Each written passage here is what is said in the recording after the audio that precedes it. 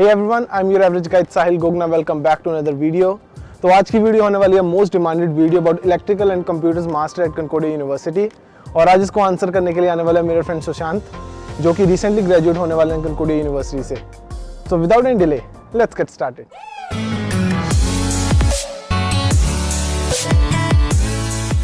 First of all, Sushant, thanks a lot for coming here. It's my pleasure, Sahil. Thanks for inviting me. Yeah. तो सुशांत, इससे पहले हम अपने questions का सिलसिला स्टार्ट करें तो आप ऑडियंस को अपनी थोड़ी सी बैकग्राउंड के बारे में बता दीजिए। Yes. Hello everyone, I'm Sushant. As Sahil mentioned, I'm about to graduate from Concordia University from the Department of Electrical and Computer Engineering. I'm doing my master's course at the Concordia University. So, yeah. तो सुशांत, जब आप apply कर रहे थे कंकोडिया के masters programme के लिए तो कोई स्पेसिफिक रिक्वायरमेंट्स थी इन टर्म्स ऑफ बैकग्राउंड या फिर इवन आइल्स के स्कोर को लेकर कि एटलीस्ट इतनी होनी चाहिए, तो क्या रिक्वायरमेंट्स थी?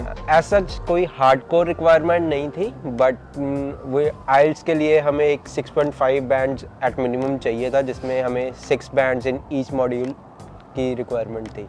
एंड कोई बैकग्राउंड एजुकेशन की कोई ऐसी ज़रूरत नहीं थी, बिकॉज ईसी एक ऐसी डाइवर्स ब्रांच है जिसमें people from different background branches can come and study forward. तो सुशांत, अगर हम बात करें कि एडमिशन के बारे में, तो कितना मुश्किल था कंकोडिया में एडमिशन लेना?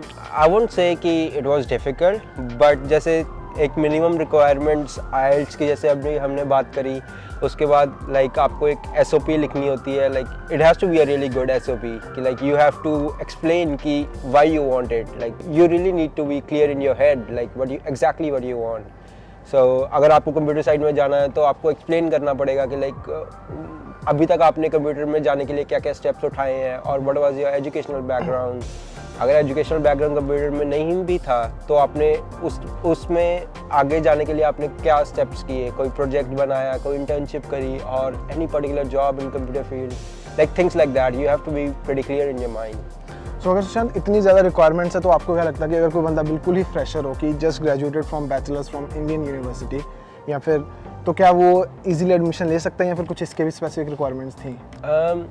एज सच कुछ नहीं है कि like I have many friends here जिन्होंने like who came in masters at EC like just after completing their bachelors in India.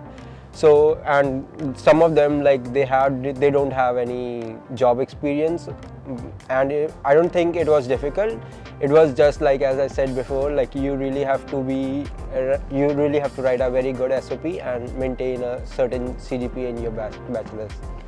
और सुशांत, अगर हम बात करें कोर्सेज के बारे में ही, तो आप डिसाइड कैसे करते हैं कि आपको कितने कंप्यूटर के कोर्सेज लेने हैं या फिर कौन से कोर्सेज कंप्यूटर के लेने हैं या कौन से इलेक्ट्रिकल के, कौन से आपके करियर के लिए अच्छे होंगे? This thing seems a very complex thing to me, तो इसको आप थोड़ा सिंपलीफाई करके ऑडियंस को बताइए। Sahil, thanks for bringing this topic up. Like it's a ongoing discussions with every one of us. So like first of all कि आपको पहली बात क्लियर होना चाहिए कि like what you wanna get out of this degree. Is it for learning, is it for job, is it for like आगे settlement in Canada, like what's your purpose about it? If you just want to get settled in Canada and just like you want a degree to be as smooth as it can be, just get in touch with one of your seniors, like ask them what are the good courses and like जिसमें projects इतना tough नहीं है, just like जिसको experience ना भी हो वो easily कर सके। तो get in touch with your seniors, ask about each courses and you will be fine.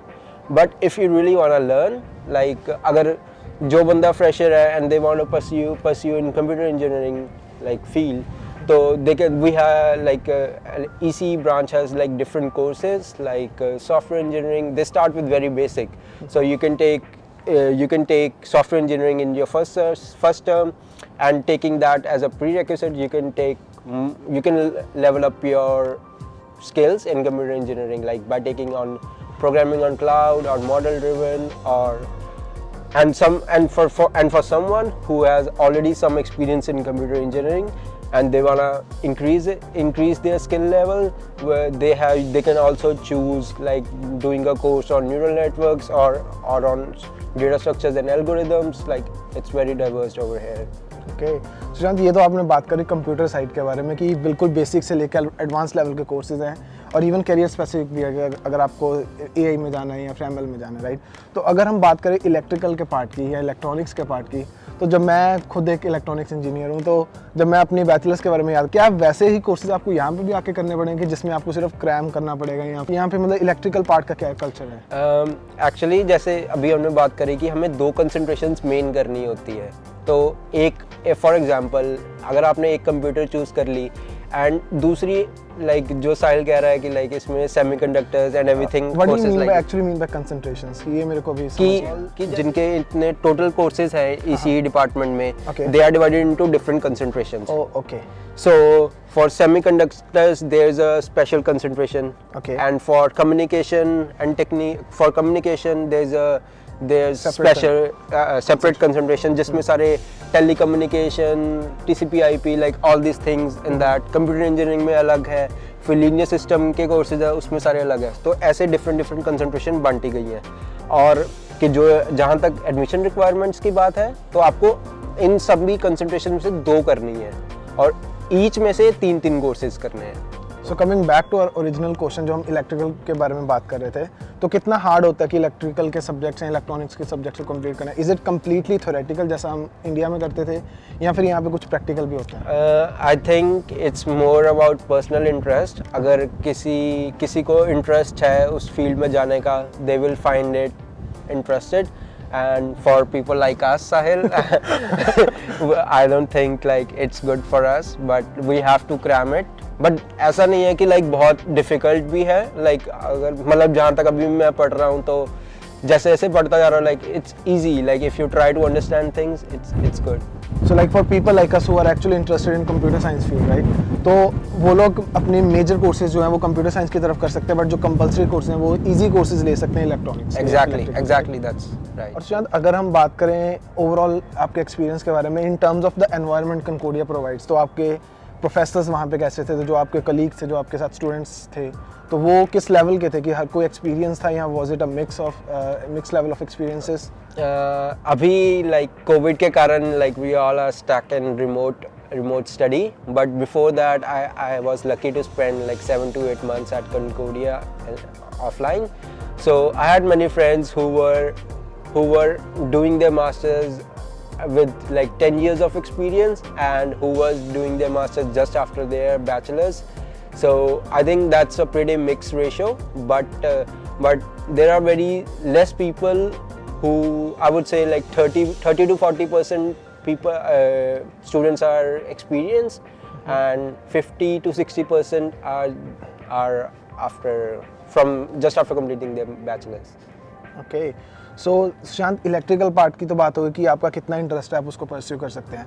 तो अगर हम बात करें कंप्यूटर्स पार्ट की, तो जो लोग फ्रेशर्स आ रहे हैं फ्रॉम द इलेक्ट्रॉनिक्स या फिर electrical background in this degree, तो उनके लिए कोडिंग लेवल के जो स्किल्स होते हैं वो किस लेवल की वो कोडिंग डिमांड करते हैं, ये जो कोर्सेज होते हैं, या फिर even logical mindset including data structure algorithm, तो क्या लेवल है उस सबका?